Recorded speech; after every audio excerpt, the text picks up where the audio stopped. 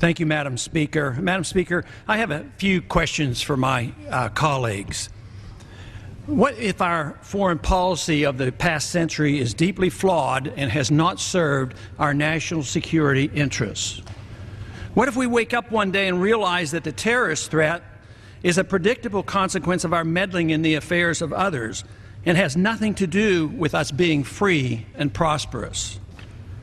What if propping up repressive regimes in the Middle East endangers both the United States and Israel? What if occupying countries like Iraq and Afghanistan and bombing Pakistan is directly related to the hatred directed toward us?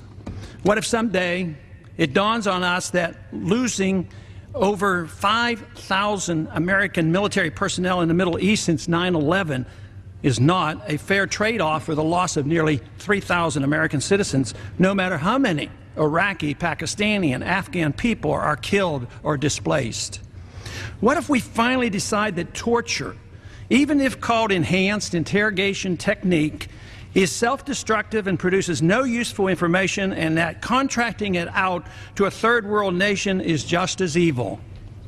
What if it is finally realized that war and military spending is always destructive to the economy? What if all wartime spending is paid for through the deceitful and evil process of inflating and borrowing? What if we finally see that wartime conditions always undermine personal liberty?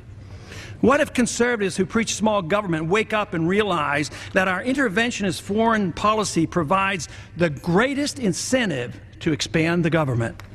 What if conservatives understood once again that their only logical position is to reject military intervention and managing an empire throughout the world? What if the American people woke up and understood that the official reasons for going to war are almost always based on lies and promoted by war propaganda in order to serve special interests? What if we as a nation came to realize that the quest for empire eventually destroys all great nations? What if Obama has no intention of leaving Iraq? What if a military draft is being planned for the wars that will spread if our foreign policy is not changed? What if the American people learn the truth, that our foreign policy has nothing to do with national security, that it never changes from one administration to the next? What if war and preparation for war is a racket serving the special interests? What if President Obama is completely wrong about Afghanistan and it turns out worse than Iraq and Vietnam put together? What if Christianity actually teaches peace and not preventive wars of aggression? What if diplomacy is found to be superior to bombs and bribes in protecting America?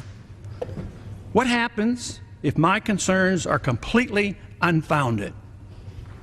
Nothing. But what happens if my concerns are justified and ignored? Nothing good. And I yield back the balance of my time.